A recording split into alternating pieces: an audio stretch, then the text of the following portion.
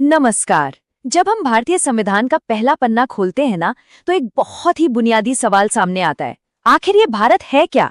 तो आज हम संविधान के भाग 1 को ही समझने वाले हैं। यही वो हिस्सा है जो बताता है कि हमारी देश की असली पहचान क्या है और इसका जो नक्शा हम देखते हैं वो कैसे बनता है और कैसे बदलता है। तो चलिए इन सवालों को जरा और कुरेदते हैं।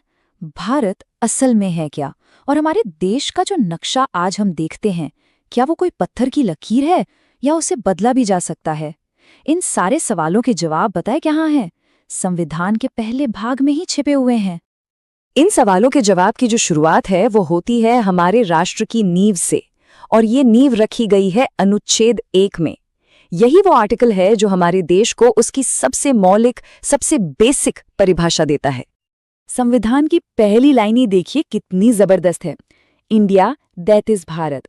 जरा सोचिए, ये सिर्फ दो नाम नहीं है, ये हमारे देश की संवैधानिक पहचान की एक तरह से घोषणा है। यहाँ आधुनिक नाम इंडिया और हमारा पारंपरिक नाम भारत, दोनों को बराबर का सम्मान और दर्जा दिया गया है। लेकिन नाम से भी ज्यादा जरूरी बात इसके आगे लिखी है। भारत राज्यों का संघ यानी कि यूनियन ऑफ स्टेट्स होगा। अब यहाँ पर फेडरेशन शब्द का इस्तेमाल नहीं किया गया, और ये जानबूझकर किया गया था।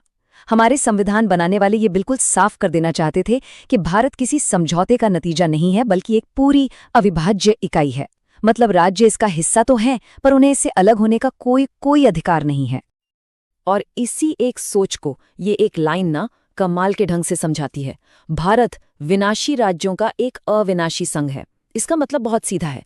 राज्यों की सीमाएं बदल सकती हैं, उनके नाम बदले जा सकते हैं, अरे भाई नए राज्य भी बनाए जा सकते हैं, लेकिन भारत एक राष्ट्र के तौर पर कभी टूट नहीं सकता। वो अविनाशी है, इनडिस्ट्रक्टिबल है। ठीक है, तो हमने ये तो समझ लिया कि भारत टूट नहीं सकता, पर सवाल ये है कि क्या इसका नक्शा बाहर की तरफ बढ़ सकता है?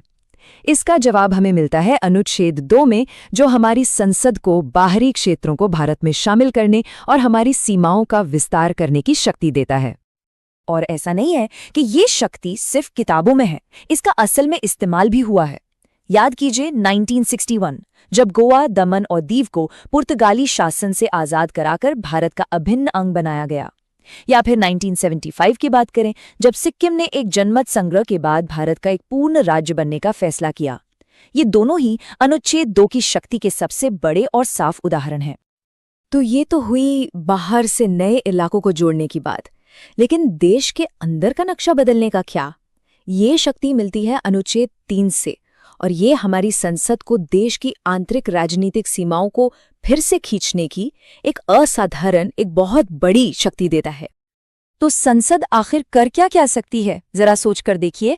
संसद चाहे तो एक नया राज्य बना सकती है, किसी भी राज्य का एरिया बड़ा या छोटा कर सकती है, उसकी बाउंड्रीज को बदल सकती है, और यहाँ तक कि किसी राज्य का नाम भी बदल सकती है। पर यह होता कैसे है? प्रक्रिया काफी सीधी है। संसद में एक बिल पेश होता है, राष्ट्रपति उस बिल पर संबंधित राज्य, मतलब जिस राज्य पर असर पड़ रहा है, उससे राय मांगते हैं। लेकिन यहाँ एक बहुत बड़ा ट्विस्ट है। राज्य की राय सिर्फ एक सलाह होती है, उसे मानना या ना मानना ये पूरी तरह से राष्ट्रपति और संसद पर निर्भर करता है। और आखिर में संसद में सिर्फ एक साधारण बहुमत से बिल पास हो जाता है और देश का नक्शा बदल जाता है। तो हमने प्रक्रिया समझ ली। अब ये देखते हैं कि ये तकनीकी रूप से कितना आसान है और असल में कब कब हुआ है। ये हमें ले जाता है अनुच्छेद 4 और भारत के कुछ बड़े राज्य पुनर्गठनों की कहानी पर। और यहीं पर अनुच्छेद 4 एक बहुत ही जरूरी बात बताता है, वो ये कि देश का नक्शा बदलने के लिए किसी बड़े संवैधानिक संशोधन की, मतलब कॉन्स्टिट्यूशनल अमेंडमेंट की जरूरत नहीं है। ये काम एक साधारण विधायी प्रक्रिया से हो सकता है, जिसके लिए सिर्फ सिंपल मेजॉरिटी यानी आधे से एक ज्यादा सांसदों की सहमति ही काफी है। और इस शक्ति का इस्तेमाल भारत के इतिहास में बार बार हुआ है। जरा देखिए भारत का नक्शा कैसे बदला है। 1956 में भाषा के आधार पर पूरे देश के राज्यों को फिर से बनाया गया। फिर आया साल 2000, जब हमें झारखंड, उत्तराखंड और छत्तीसगढ़ मिले। 2014 में तेलंगाना एक नया राज्य बना, और सबसे हाल में 2019 में जम्मू और कश्मीर को 2 केंद्र शासित प्रदेशों में पुनर्गठित किया गया। ये टाइमलाइन साफ दिखाती है कि भारत का नक्शा कभी भी स्थिर नहीं रहा है।